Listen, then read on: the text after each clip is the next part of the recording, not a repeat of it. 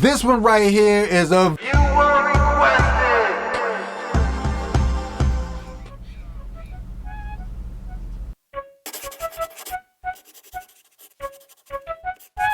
So the question has been asked, which controller is better? Is it the Solid State Logic UC1 or the Softube Console one? Now, for those of you who clicked on the video just to get that answer, in a 1v1, Console 1 versus UC1, Console 1 wins this. For me, it's a more complete solution as a controller. But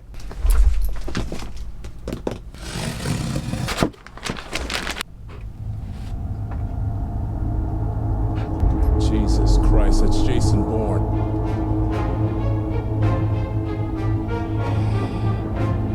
here's where things really get interesting. What's up, YouTube? It's your boy ZndBorn, Berkeley graduated, Sound Gym validated. So I recently unboxed the Solid State Logic UC1. If you guys haven't caught the video, I'll put it here, maybe down there. I don't know, wherever it goes. I'll leave a link in the description below so you guys can check out that video. And again, I want to thank you guys so much for watching these videos. And if you haven't already, don't forget to click like and subscribe at the bottom, because your support helps me continue running this channel and continue showing you guys all the cool gear that's out in the world that I get really excited about. So I want to thank you again for watching. So I recently unboxed the Solid State Logic UC1, and a lot of you want to know, how does it stack up against Softube's Console 1? So let's take a look at that right now. All right, so what do you guys want to know? Let's start with the number one reason why Console 1 wins. UC1, tight integration, it's fantastic, the plugins sound great. But Console 1 wins in that out of the box, you get the SSL 4000 console emulation, but then you can also select a number of other different consoles. In addition to the 4000, there's a number of different consoles that you can purchase. Channel Limited, Summit Audio, Weiss. So you have a lot of different flavors and different sounds and different characteristics that you can pull, and they all sound amazing. So right from the door, that's where they win. In addition to the console emulations, you can actually build up your own hybrid console. So I have a 9000 loaded up here.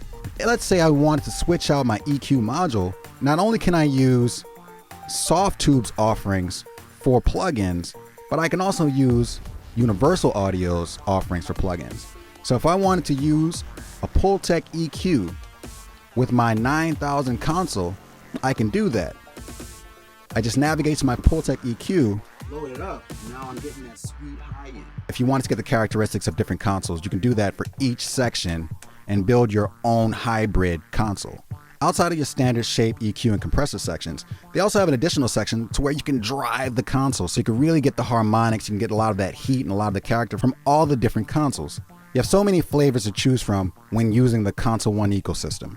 And the UC1 does their channel strip and bus compressor really well, and it sounds great. It's just not touching Console 1's offerings or their options for different colors. Here's another important point. There's also volume, pan, and send control on the Console 1 where there's not on the SSL UC1.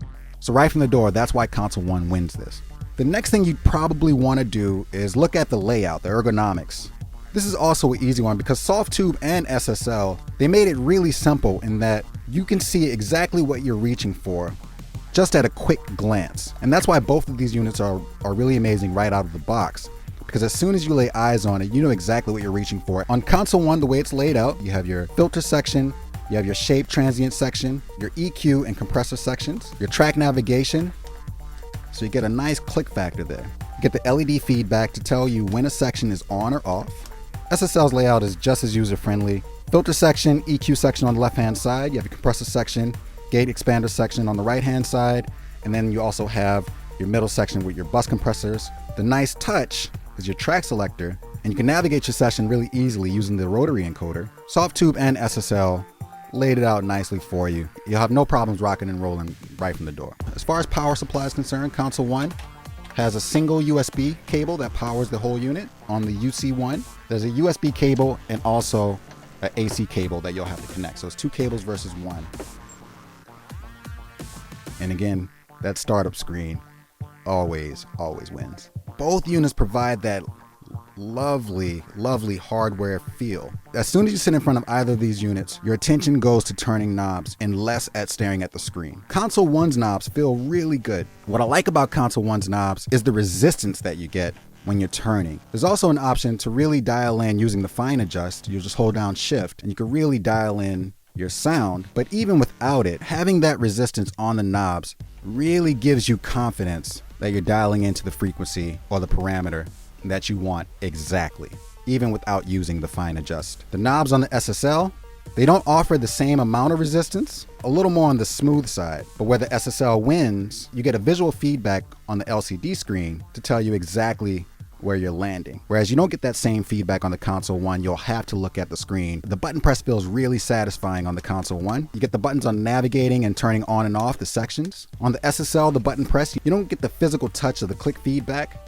So it's not as satisfying, but the buttons are responsive. I'd be really careful about how aggressive you are pressing the buttons. I'm not entirely confident that if you're too aggressive, that these buttons will stay responsive as the years go by. I'm assuming they're well made and you shouldn't have much issue.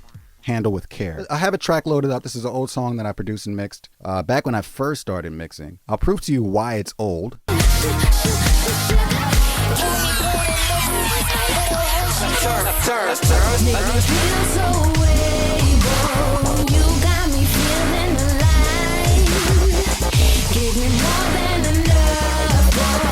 Little dubstep for you. Remember when dubstep was a thing? Let's look at the metering. SSL wins because you have the big, bright, full metering, and you have that lovely VU meter.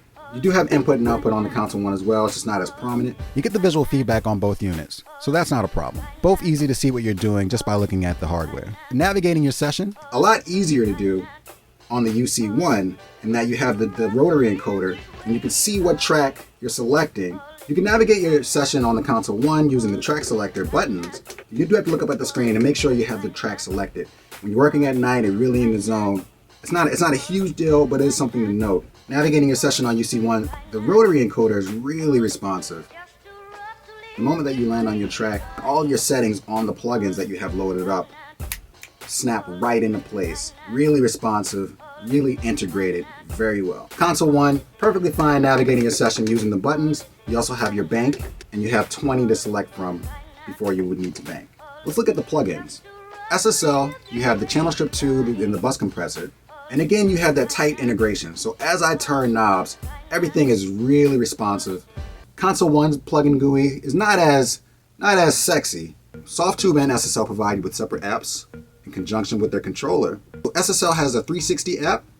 The 360 app gives you a bird's eye view of your session. So when you're navigating your session using the hardware, you can see exactly what you're doing, what track you have selected, the track names, you have all of your EQ compressor settings, your filter settings, and you have all your bus compressor settings. Console 1 is a little different in that they only show you the information about the track that you have selected. Whereas on the 360, there's a zoom option and zoom feature. Get a closer look at what you're doing. You can zoom in this way. Here's a note. When you select your channel in the 360 app, you're only selecting the channel that the hardware corresponds to. You're not selecting the channel in the DAW. Whereas on Console 1, as you select your channel, you're also selecting your channel in your DAW. I happen to like that feature for Console 1. Console 1's plugin GUI is resizable, whereas SSL's is not. Now price can be a determining factor. You can get the hot and sexy convertible UC1 for $850 right now, or you can rock with Softube's Console 1 for $550 brand new. Or you can find it used online and as low as $300 I've seen on reverb.com or eBay. The value that you get for your money, in my opinion, goes toward the Console 1 for sure. I'm gonna have to decide between the two, but I'd be happy using either one. All right, so that's the comparison of the UC1 and the Console 1. It's like Michael Jordan versus Damian Lillard, something like that, kinda. So for me, the Console 1 clearly wins. As a matter of fact, it's almost not a fair comparison. You have the option to get other emulations going, a little less desk real estate, but the UC1 is hot, it's new, it's sexy, and the integration and the visual feedback on the UC1 is really, really good. I'm excited to see what they're gonna roll out in the future because I think that's where we're headed. So that's a quick comparison between the two. But things really do get interesting, and in the next video, I'll show you why.